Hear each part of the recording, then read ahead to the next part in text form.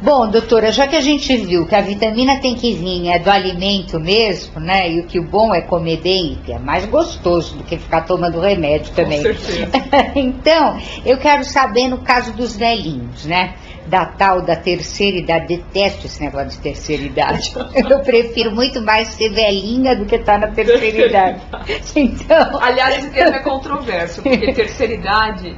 Muitos psicólogos, né, esse termo terceira idade é a divisão da vida em fases, em idades.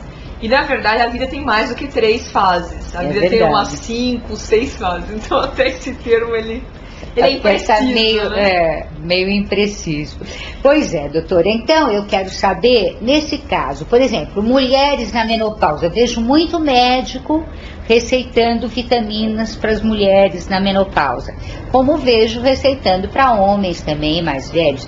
Mas com relação à menopausa, é necessária essa prescrição de vitamina? A menopausa realmente pode tirar da gente a capacidade de absorver as vitaminas adequadamente?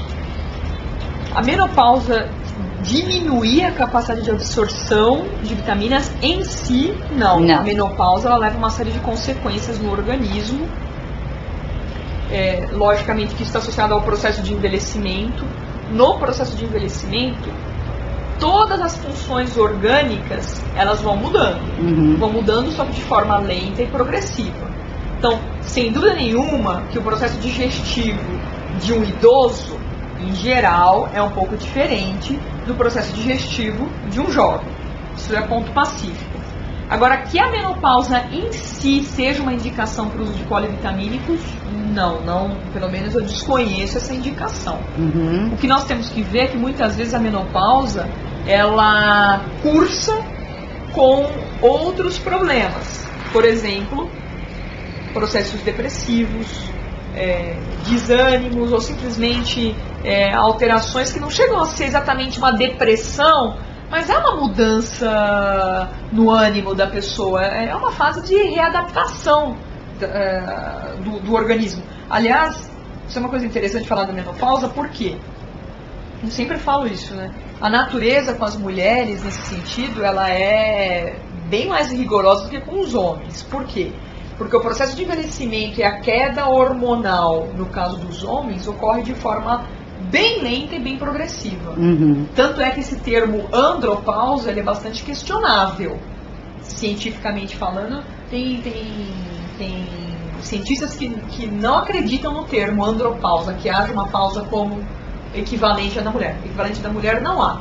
Com a mulher, nós temos uma queda hormonal que é abrupta, que acontece de forma drástica, num determinado momento, num determinado ano, ou 2 a 3 anos da vida da mulher.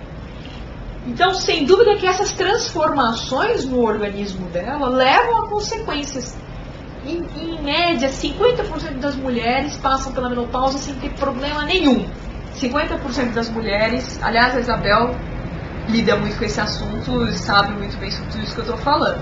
Mas cerca de 50% das mulheres têm aí algum problema, seja as ondas de calor, seja mais propensão a alterações vaginais, né?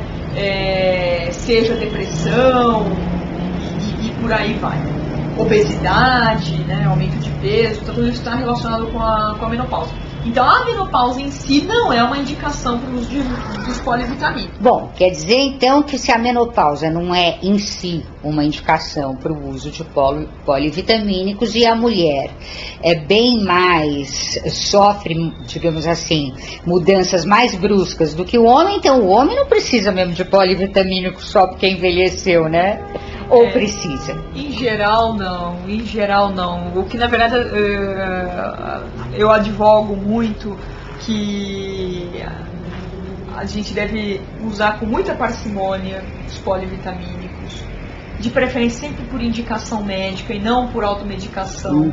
Não porque a gente vê lá no totem da farmácia, que aliás agora nem pode nem mais isso, haver essa exposição pública, né, nas farmácias. Isso tem uma série de problemas, tem muita gente reclamando disso, mas também tem o seu lado benefícios, tem lá o seu lado benéfico.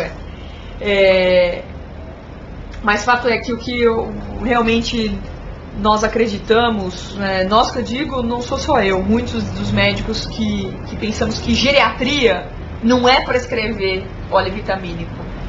Geriatra não é aquele médico que você vai e que você ganha depois na saída uma receitinha de polivitamínico. Não é. Então, o que nós realmente acreditamos é que a boa alimentação e a prática de atividade física, além, logicamente, de ter projetos de vida, porque, olha, envelhecimento, propriamente, não são os anos, não é a idade cronológica. O envelhecimento, ele está aqui, não é? Tá. E o que depende da gente envelhecer? Depende se a gente tem sonhos, se a gente tem projetos para o futuro.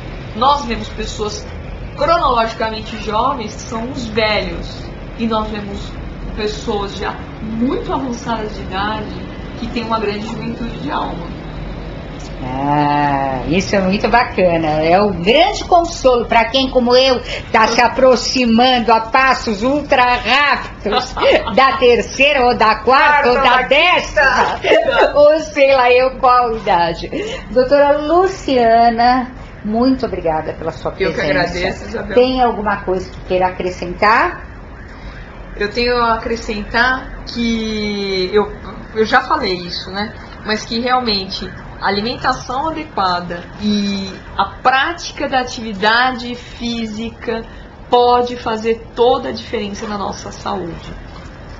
E, logicamente, a gente tem que ser feliz, né? Claro. Muito obrigada, doutora. Obrigada. Comer é muito bom. E pra